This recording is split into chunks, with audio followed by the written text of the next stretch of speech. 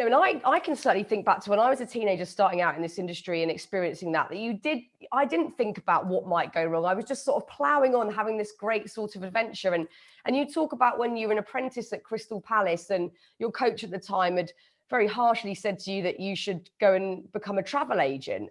But for somehow, I don't know what was going on for you during this time mentally, but you were able to listen to your inner voice or your intuition, whatever you want to call it, to not go and do that, to not give up your dream and to continue to be on the trajectory that you're on today. So how did you manage that? Was that just, having youth on your side and being able to just sort of plow on regardless of what anyone was saying?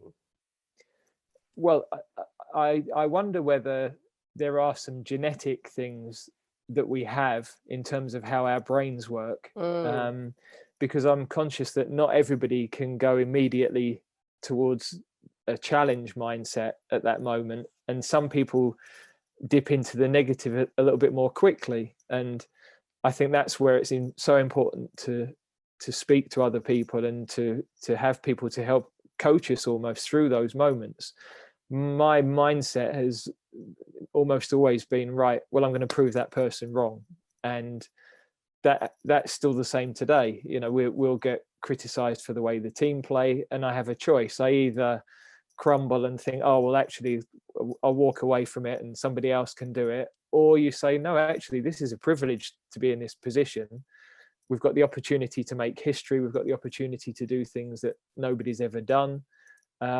So I'm going to go for it, and I'll just keep improving. And when it goes wrong, we'll learn from it, and we'll get better from getting things wrong.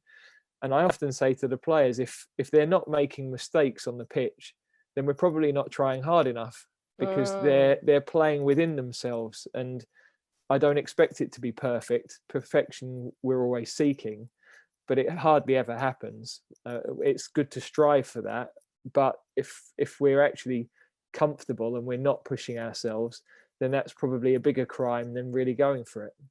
Yeah, so that's actually just a matter of perception, isn't it? Because like you said there, when you were, dealt a harsh comment like that, you switched into, I don't know what you just called it there, like challenge mode or something, where you go, right, I'm going to challenge that person, that theory, that opinion. And maybe that is down to genetics. I've not really looked into that enough to know, but I think that is a really interesting thing to consider, because we can all be so dead-ended or flawed by people saying things to us, telling us we're not capable of things, that we can't do things. And I guess it's in that moment that it really counts, that we have to, try and change the perception and slip into challenge mode. That's a really cool way of thinking of it, I think. Well, I'm quite conscious that I have to make selection decisions. And so we have a squad of 23, and immediately I name a team and 12 are disappointed. So we've got more unhappy players than happy. But what I try to make clear is that this is a decision on one moment in time, and it's one person's opinion. So this doesn't mean that you're a poor player, or even that you're not as good as some of the other players.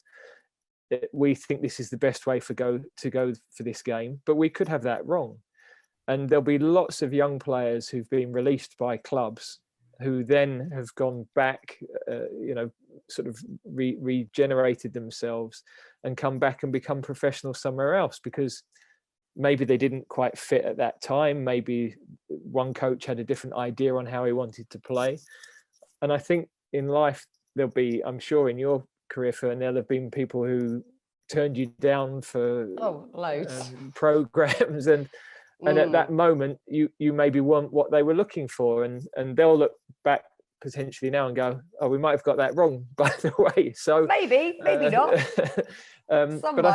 But I do think those rejections are part of what make us and help us to, we get to a certain point where guiding others and helping others on this journey, whether that's as a parent or as a teacher or as a coach, I think that's even more fulfilling, which I didn't think it would be when I stopped playing. I didn't think anything would be as fulfilling as playing, but I now see a broader opportunity out there. When you're talking about rejection, you mentioned something really important in the book, which is something that none of us like talking about, but all of us will have experienced, and that's humiliation. And like you're just saying there, yes, I have been most definitely turned down, sacked, or I think in TV they say, we've let you go. Sounds very sort of generous of them, but isn't particularly. But it's happened many times. And I think there'll be so many people out there who've experienced it. And you talk about having experienced the feeling of humiliation in your own career. And I wonder what your coping mechanisms have been to get through that, because it's one of the sort of uglier feelings. It's really, it feels really heavy, and it feels just like you can't actually move on from it at times. From my own personal experience, that you feel quite stuck in it. And I wonder what your coping mechanisms have been. Yeah, I think it.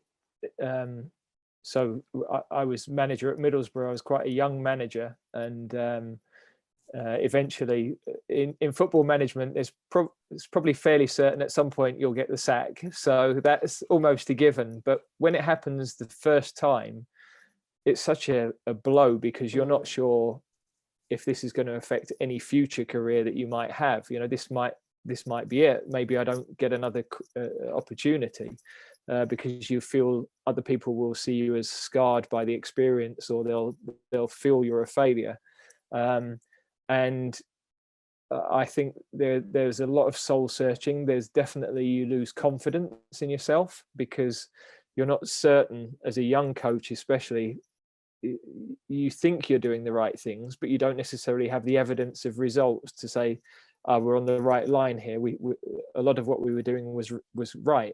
And I think, without doubt, there were days where you're I call it a duvet day. You're under the duvet. You think, actually, this is more comfortable. I'd rather not even get out of bed at the moment and face the outside world. And because, of course, if you're in a high profile role, the failure is even more high profile. You know, the postman has to cut. You have to, speak to the postman. You drop the kids at school. You're in the playground with all the other parents. You're those day-to-day things that most people's lives, nobody would have a clue what was going on. But if you are in a high-profile profession, then those difficult moments are there for and exposed for everybody to see, and it's another layer to have to deal with. So.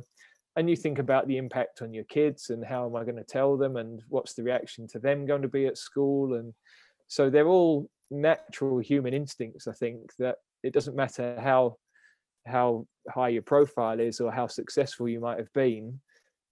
Everybody's a human being. They're all actually, we're all wired the same way. We've all grown up from the same, and you suffer in the same way, I think. And how have you sort of rebuilt your confidence in these tougher times where you have been flawed, where you have felt, rejected, etc.? What have been the first sort of steps in going, right, I know I'm not going to give up. That's not in my nature. I'm going to get into challenge mode. I feel pretty exposed, vulnerable, bruised. What are those first steps in regaining that confidence? I think the first thing is to look honestly at what you could have done better. And I think sometimes there's a tendency to brush over the bits that you maybe fell short on. And that might be honest feedback from a close friend or colleague, or just, genuinely looking at yourself and mapping your strengths against the things that if I want to be the best coach in the world, where am I on all of these criteria? And if we're really honest in our appraisal, not beat yourself up on things that aren't unrealistic, but also making sure that we're critical in the right moments, then I felt it's so important to go away and learn, go away and improve in those different areas, speak to high level coaches, watch high level people work, watch their teams play to see what you can learn from them, because there's so many opportunities to learn through reading or through watching things or through visiting people or podcasts or whatever it might be. We're surrounded by opportunities to get better. There's actually not enough hours in the day to take it all in.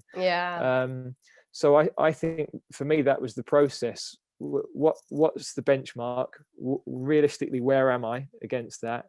And how do I get better? And then you can start to take control of those things. Whereas if you're just talking about bad luck or chance, or, well, you're not really taking ownership of it or responsibility or accountability. And I think in the end, it's our decision. We decide how far we want to go, and we probably limit ourselves, if anything.